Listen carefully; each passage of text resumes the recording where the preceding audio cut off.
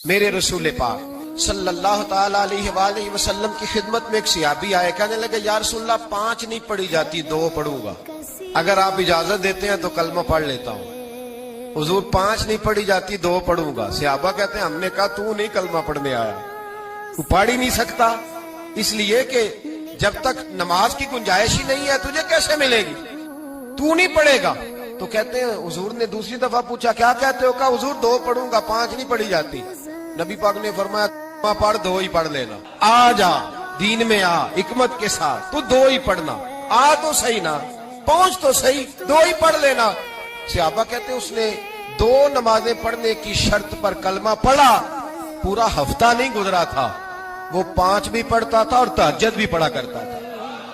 आने तो देना भाई, हिकमत तो इख्तियार कर, इसको दाखिल तो होने दे।